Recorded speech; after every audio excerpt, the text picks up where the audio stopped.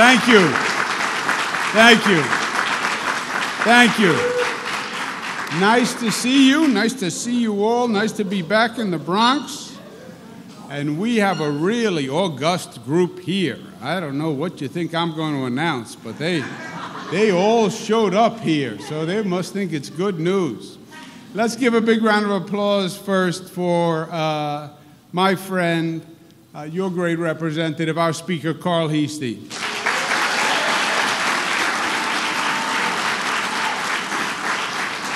And Borough President Ruben Diaz. Congressman Jose Serrano. Senator Ruben Diaz Sr. State Senator Serrano. Is that a coincidence or are you related? Father and son in the same business. Who would have figured? State Senator Bailey, pleasure to be with you. Assemblymember Carmen Arroyo. Good to be with you, darling.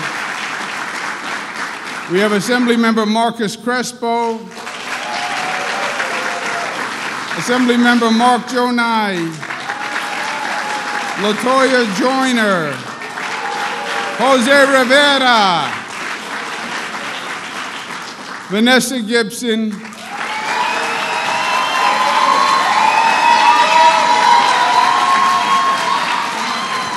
And to all the community leaders, all the people who've been working so hard to do such a great job in the Bronx. It's a pleasure to be back. I want to take a moment to applaud my colleagues from the legislature, both the Senate and the Assembly.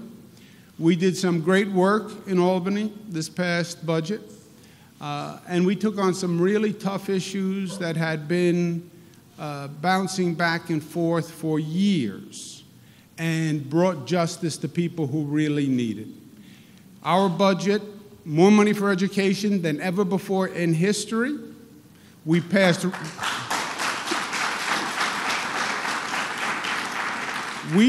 a program that is not a game changer, it is a life changer, where if you can get into college, this state will pay your college education regardless of your income, period.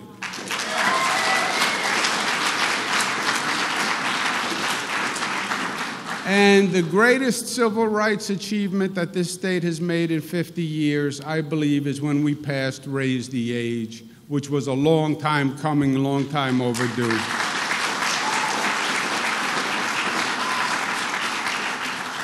You know, what's different about it is government and politicians normally stay away from the hard issues. Why? Because they're hard, because they're controversial, and they've been around a long time. And it's easier to handle the issues that are less controversial. And education funding, and raise the age, and who gets college, those are controversial issues. And they're very, very hard to come to resolution. The greatest elected officials, if you read the bios of really great statesmen, like FDR used to say, don't bring me the easy ones, bring me the hard ones, because other people could do the easy ones. He wanted to focus on the hard ones. And that's what we did. We focused on the hard ones this past session, and I'm very proud of it. And that's the role of government, is to focus on the hard ones. I was made HUD secretary by Bill Clinton, and HUD's portfolio was to help the poorest places in the country. So we started, and they said, well, where do we start? Help the poorest places in the country, where do you start? I said, make a list of the poorest places in the country, and we'll start with the poorest places, the bottom of the list, and we'll work our way up. At that time, you know what the poorest places in the country were? Indian reservations, Native American reservations, because you want to talk about an injustice that this country did. It's what we did to the Native Americans. Took the land, we gave them reservations, which are normally the least valuable land. You can't build on it. You can't grow anything on it. But the Native American reservations, Pine Ridge Indian Reservation, 75% unemployment. Second poorest area in the country, Chicago Housing Authority. Because what Chicago did was, it was a migration coming up from the South. They built a housing authority and put all the poor folk in one housing authority, miles of high-rise buildings, one after the other, after the other, after the other. Those were the toughest problems. When I started as governor, I said, where do we start? And we said, let's find the places in this state that have gotten the least help and need the most. 2 places. Upstate New York, city of Buffalo, old steel manufacturing city, and then steel went out and nothing replaced it. And the Bronx, Buffalo and the Bronx. And we focused like a laser on Buffalo and the Bronx. Now, Bronx I have a natural affiliation with. I'm a Queens boy. I went to Fordham. My father's first campaign for mayor, I was the campaign manager of the Bronx. One big, the Bronx. Lost everywhere else, but one big in the Bronx.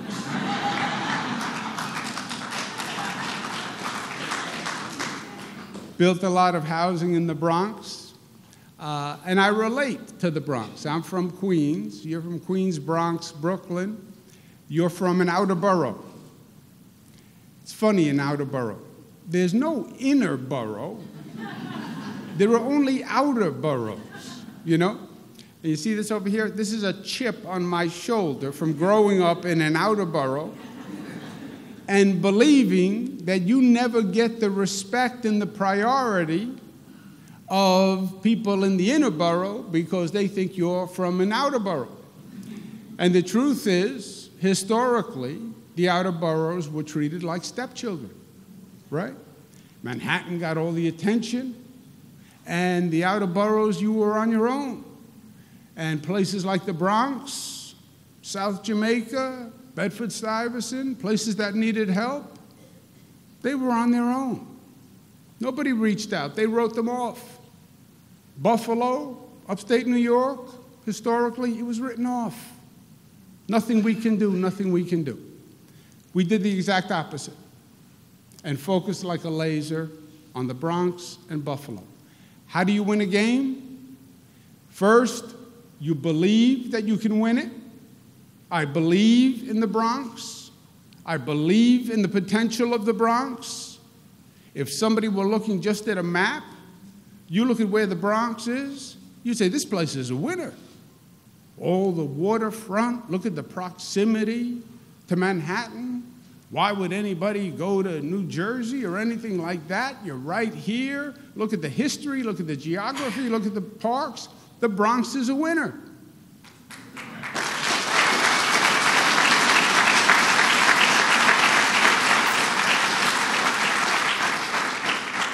And then you win a game with singles and doubles, consistency. And you do urban development by having comprehensive urban development. So you understand the interrelation of all the issues, and you're doing a housing program and a transportation program and a recreation program, and you're doing it all at the same time. And that's what we've been doing. The state has been more productive and had a greater partnership with the Bronx than any state administration that I can recall, and I go back a long, long way. We're building 4 new MTA stations: Co-op City, Hunts Point, Park Chester, Morris Park. It's going to open up transportation in 4 locations that now don't exist. Hunts Point, we opened.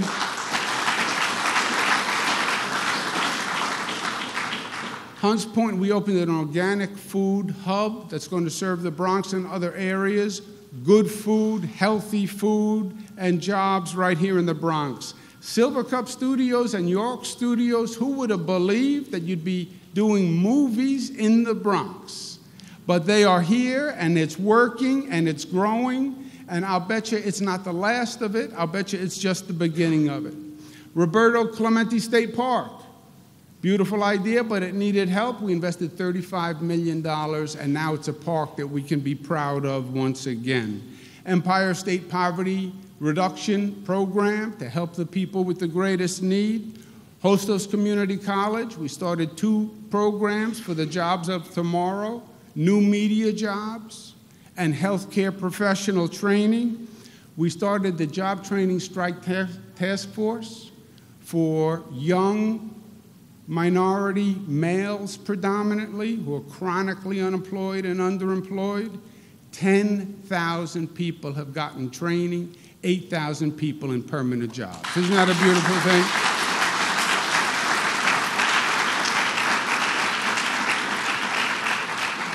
We've been building affordable housing all across the Bronx. We're rebuilding the Madison Avenue Bridge. We're rebuilding the Broadway Bridge. We're funding the BOEDC and the Chamber of Commerce. And a project that I am so proud of because I've heard about this project for 20 years. My father was governor a long, long time ago. And I remember a group coming in complaining about Sheridan Expressway and Hunts Point and talking about asthma for children and trucks backing up.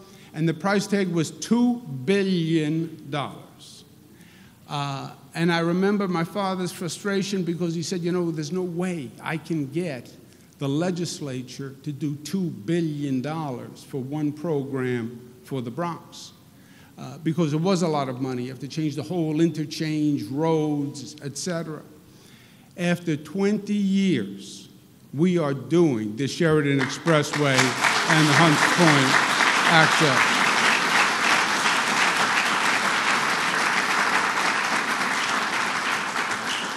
And you look at the scoreboard, the Bronx is now the fastest growing borough in the city of New York.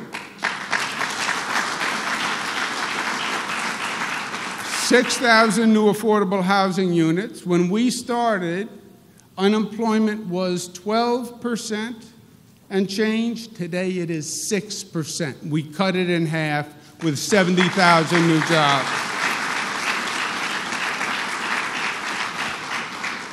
And that brings us to today. Now, we had a competition for communities that came up with the best downtown revitalization plan, okay? And we wanted to leave it to the communities to design their own vision of what the downtown area should be. And here in the Bronx, you focused on the hub and the Civic Center and the courthouse area, and you came up with a really smart plan that hit all the bases. Something happened on the way to the play. We thought we would get 10, 15 applications. We got over 100 applications for these funds, okay? First place was a $10 million grant.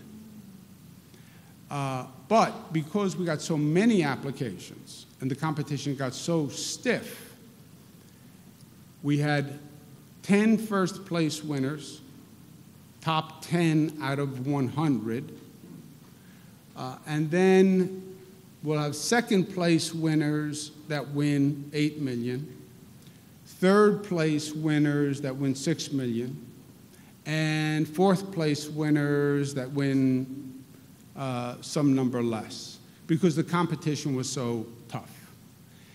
Now, I know everybody likes to win, and everybody wants to say, I got the first place prize, but there was 100 applications. So to be in the top 10 of 100 is very, very hard. Second place is $8 million. $8 million is still a lot of money, right? And $8 million is a big, big win, right? And $6 million is still a lot of money, and that's a big win. To come in third in 100 applications is not bad. So, I'm here to tell you, congratulations, you are a first place winner. You won $10 million.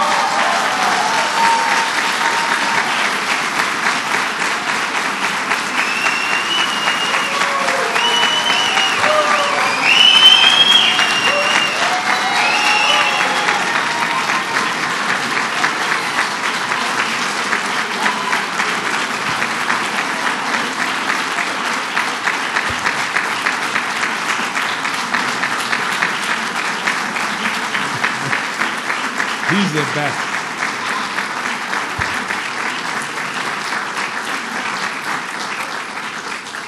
You did it. You earned it. It's just more momentum for the Bronx. You've been hitting it out of the park every time you get up. The leadership here is extraordinary. The Borough President's doing a great job. And it's my pleasure to introduce the next speaker, who is always thinking about you and always thinking about home, Speaker Carl Heastie.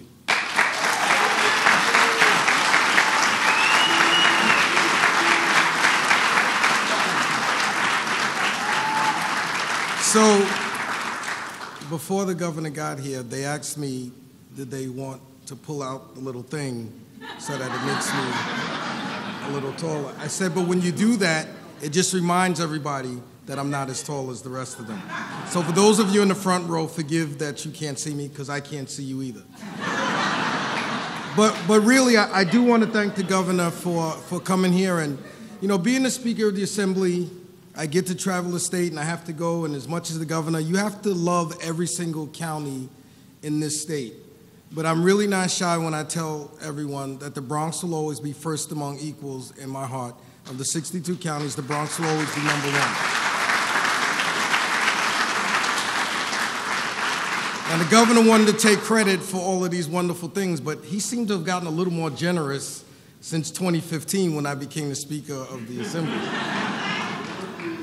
And he always says, I always go down to see him sad, depressed, angry. And I told him, I said, if I come down here smiling, you wouldn't give me anything. So I'm going to continue to not look happy when I go and see the governor. But really, a lot of good things have happened in the Bronx.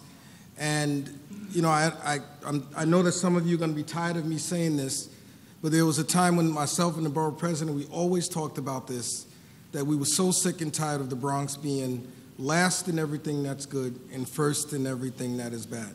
And if you've seen over the last few years with the work of all these wonderful elected officials and all of the community leaders that are gathered here, the Bronx really is back. So this little slogan that you see here that's blocking my, my nose and everything down, it's really talks about what has truly happened here in the Bronx and all the wonderful things. The governor talked about all of them. Ruben was crossing things off because the governor said everything that we really wanted to say. But it really is a good time to be an elected official in the Bronx, to be a resident of the Bronx, and we're not too far away. I remember when during the World Series, of course, you remember Howard Cosell mentioned that the Bronx was burning. That's just a couple of blocks away. So yes, in a difference, the Bronx is on fire, but the Bronx is not burning. And we want to continue to make sure that the Bronx improves in the partnership with the governor, and I want to thank him for all of the concentration that he's given here to the Bronx. I will say it's just a coincidence, again, since I've become Speaker, that we've done so many good things here in the Bronx. But in fairness, he was always mindful of the things that was important to the Bronx. And so now I get to introduce my buddy. We're actually matching today. We didn't even talk today. We're both wearing the same colors, and and I believe that when you do a good job, at some point you should be promoted. And I'm gonna just leave it there for now. But really, when we talk about the rebirth of the Bronx, a lot of these things have happened since Ruben Diaz Jr. became Bronx Borough President. So with no further ado, we introduce Ruben Diaz Jr.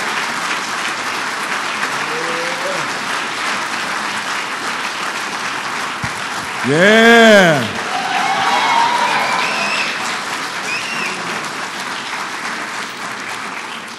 So thank you, Mr. Governor. Let's give the governor a strong round of applause.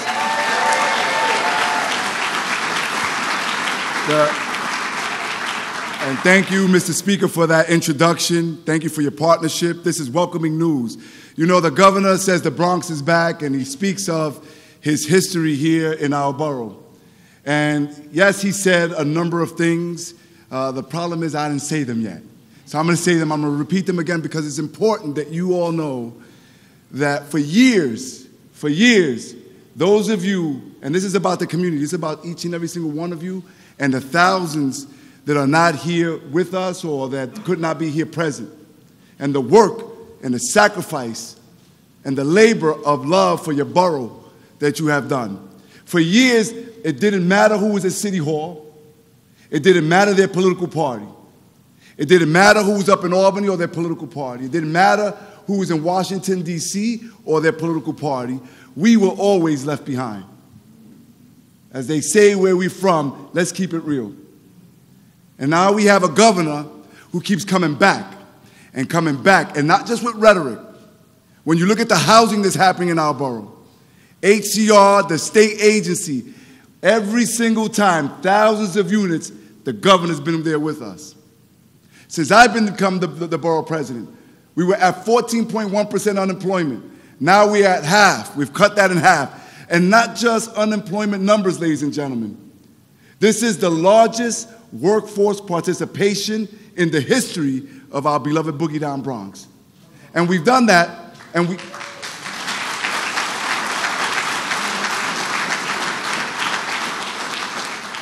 done that by attracting business, but we've also done that thanks to the Department of Labor, because the governor has assigned an entire unit to come here and work with the BOEDC. When you look at green spaces, yes, Roberto Clemente State Park, the governor assigned over $60 million, the only state park in our borough. But he's also given us $10 million for the restoration, and Carl and the New York State Legislature an additional $10 million for the restoration of the pavilion at Orchard Beach. For a total of $50 million. The Kingsbridge National Ice Center, the 4 Metro North stations, the infrastructure, Bruckner and Sheridan, between the Bruckner and Sheridan interchange and the 4 Metro North stations, that is transformative. It's amazing what's happening here with the partnership that we've all done and we've all had. The Green Market Regional Food Hub.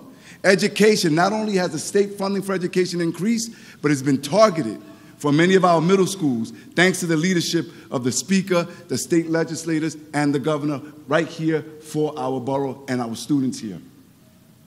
What you see here today is a true example of how government is working strategically to enhance the lives of our citizenry. What you see here today is about us not resting on our laurels. Those are all boxes that we've checked. Those are all successes. But we got to keep it going. We got to keep our foot on the throttle, because there's still work that needs to be done. What you see here today in this announcement is planning with a purpose. We've seen some of that as well, where the governor and the legislature have come together and they've designated the Bronx as an anti-poverty initiative that many of you in different organizations have been working to see how is it that we address poverty in our borough. And how is it that we go to Albany with that mission statement so that we can continue to get the funding, the resources from different agencies so that we can hopefully eradicate poverty in our borough.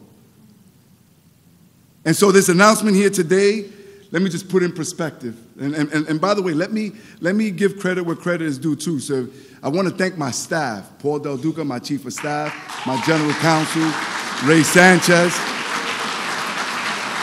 I want to thank Marlene Cintrón and the BOEDC for helping write this.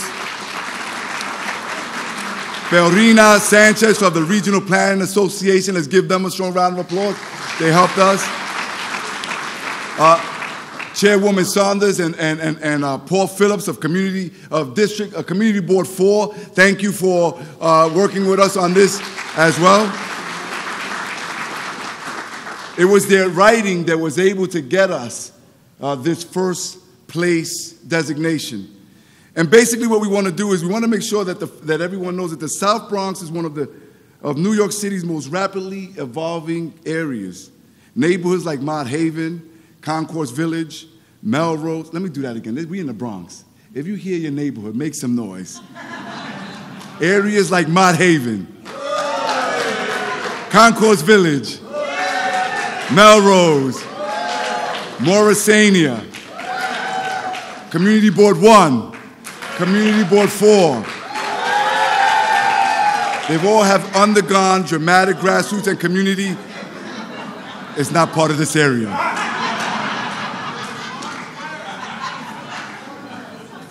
Sorry, guys. You all have parents too, right? These efforts have yielded us dividends. The population and job growth are outpacing the rest of the city. The South Bronx is booming with private and public investments in affordable housing, cultural facilities, and retail. The Downtown Revitalization Initiative presents a fantastic opportunity for us collectively to harness that energy. It allows for us to work and give a new and more focused approach in how we go about developing the different areas, whether it's the Port Morris, Mott Haven, the Bronx Civic Center, which is home to nearly 250,000 people, and of all diverse backgrounds, religious backgrounds. We have also a number of different institutions in this area, and some of them are anchor institutions like Ostos Community College, Lincoln Hospital, several Bronx courthouses, yes, the Bronx Museum of Arts, the Yankee Stadium. How was it that we continue to come together and move forward and bank on all of these great assets? The Bronx Civic Center is the beating heart of our borough, which has increased 37% in development over the previous year. So last year over the previous year.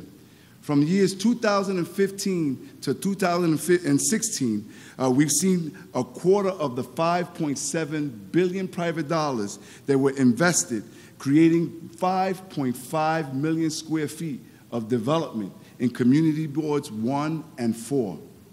That's amazing.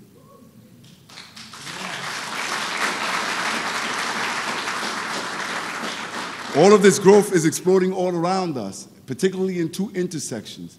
We have the first, we have 149th Street and Grand Concourse, which is the location of one of the busiest subway intersections in the entire MTA system, period. The other is less than a mile away, which is one of the city's major shopping districts, the Hub. What do we do with the Hub? How do we make sure that the Hub continues to be the Times Square of the Boogie Down Bronx? What this designation does, what this money does, is it's going to enable us to continue to have that conversation. We're going to do this as a community. We're going to do this as a family to see how we connect the dots. We're going to collect the dots and then connect the dots. Because I believe that if done correctly, ladies and gentlemen, we can do a great job at not only making sure that this financial infusion allows for further enhancement of development in our area, but also create a certain vibrancy and creating a quality of life and creating jobs for the people who live in this area. So, Mr. Governor, when you say the Bronx is back, when you say that geographically we are a winner, thank you for that. Thank you for investing in us. Thank you for believing in us. Thank you for making a case so that Amazon could come here as well.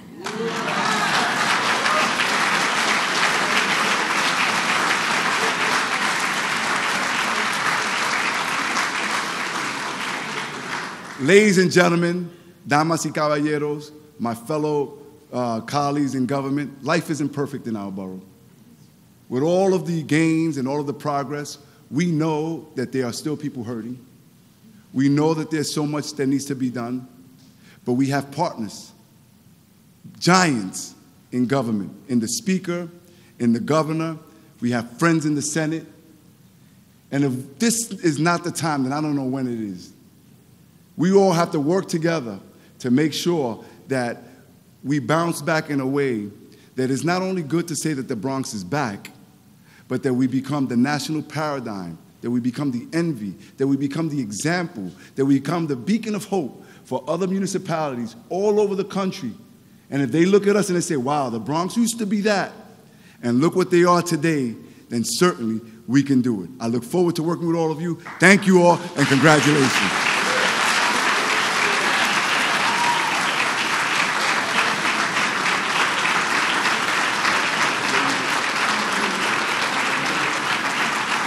Mr. Governor, Mr. Speaker,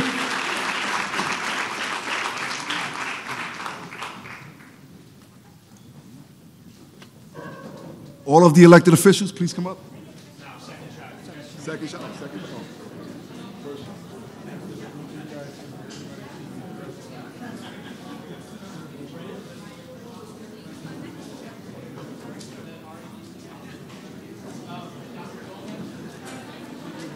Congratulations. No.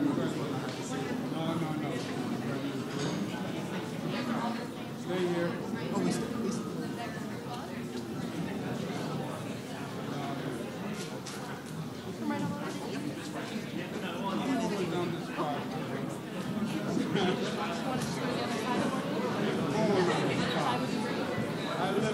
Trying to be like my chairman.